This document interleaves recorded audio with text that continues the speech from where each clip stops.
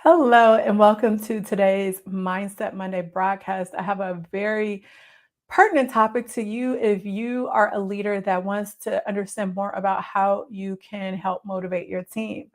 However, it is Mindset Monday, so I'm going to go a little bit deeper on this topic than I normally would. So just remember that if you want more information and support about practical tools on how to motivate your team, then I think I did a podcast episode video about that about 2 to 3 months ago. So make sure you check out past episodes. Also, there's a lot of practical information on how to be a leader, such as how to speak to your team more effectively, communicate with your team more effectively, how to deal with difficult personalities, all of that in the Leading in Healthcare Facebook community. So make sure you join if you want some information on those type of things on how to be a better leader.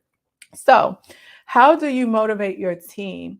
And today I'm going to talk about why the change actually starts with you, how this motivation actually starts with you. Anytime that you're listening to anything that I'm teaching you on these Monday episodes, you need to understand that if you come into the conversation that I'm having with you today with the same knowledge and level of consciousness that you had before you entered this conversation with me, then you're going to miss out on a different perspective, a higher level of consciousness, a way to open your eyes to something that you may not have tried or been exposed to before. So if you're the type of person that automatically shuts down when someone is saying something that you may not necessarily immediately agree with or understand, then you are in the wrong place, because this is all about expansion of consciousness in order to be a better leader, both professionally and personally. So, if you want to learn to motivate your team better, this is why the change starts with you. Now, say I came here on these Mindset Monday videos teaching you how to be a good leader, how to have the mindset of a leader, how to get all the things done. But then when I turned this camera off, my life was a hot mess. I set goals for myself that I never accomplished.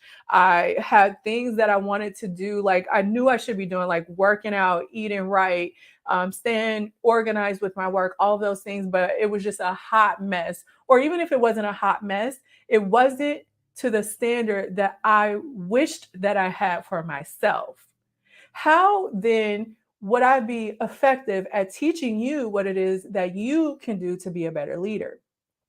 The problem with most of us is we think that on an energetic level, we are have this home life, we have this personal life, we have this crap that's going on in our brains and our psychology, but then when we go to work, we just put a mask all over it and people don't feel it. People don't pick up on it. People don't sense it. And you think that these two worlds are separate.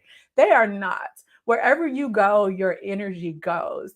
However you live your life, the standards you live your life to, how you approach your life will be mirrored in the things that you experience in your life with your team, in your professional career, your relationships, all of the things. So even if your problem is you should be eating healthy and treating yourself better, and you go to work and you have these people on your team that don't want to do the work or they want to do the bare minimum, it doesn't matter that the two issues are not directly correlated. The issue in general, what the mirror is showing you, is that you can expect people to show up on point to even do baseline when in some area of your life as a leader, not as this basic, not basic person, but not the basic standards. You're a leader. You sign on to be a leader just inherently through your role. Like, we're not even going to talk about the psychology, but as a leader, if there's something in your life that is not on point, then it is going to be mirrored in your relationships. It's going to be mirrored on your team, no matter if you try to hide it or not, because the energy of being a leader flows through you. So I'm sure when I was at this conference and this young lady, this woman asked me, how do you motivate team members that just want to do the bare minimum? And I told her, well, part of it starts with her. People, she's probably like, well, how does that have anything to do with me? It has everything to do with you when you sign up to be in a leadership role and take that responsibility and accountability. Because what most of us don't understand is once we say that we want to be a leader, If you really want to make the impact that you want to make, if you really take this role serious, then it's not just about the work that you do, it's about how you are, how you show up when you do it.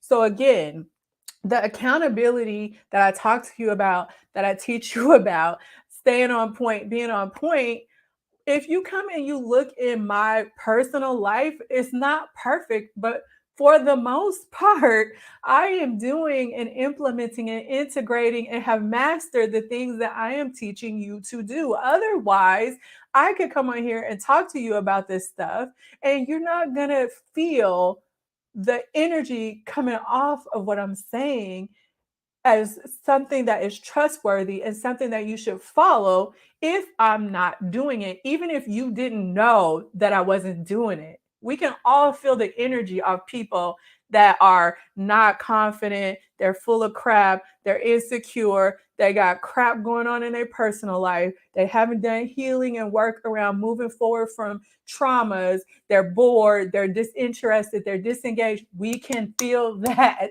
So, I'm going to get off my little soapbox. Again, if you want practical tools on how to motivate your team, I have I did some videos on that, but I'm also going to create a free resource for you. So be on the lookout for that resource that'll kind of give you some more practical tips on how to motivate your team. But again, you need to understand that if you want anything to change in your life, it starts with you. The metaphor that I like to use as I close this out: if you are in a relationship with your husband or somebody in your family or your wife, and you feel like you're not appreciated, you're not heard, you're not respected, the spark is gone, and you want to know how you can fix it by fixing the husband, the person you're in a relationship with, the wife, whatever, you're doing it wrong. The change always starts with you, because that's what you truly can control. And as you change your energy by growing, by evolving, by healing, then you're going to find that the things that you experience in your outer world, in your professional life, in your personal life will start to shift just solely based on the way that you show up in life. So that is the end of today's episode. I want to close this out by letting you know that the Leading in Healthcare Mentorship is still open for enrollment. We start in April, right after spring break. So you have no excuses not to join. The investment for the value that you get is immeasurable.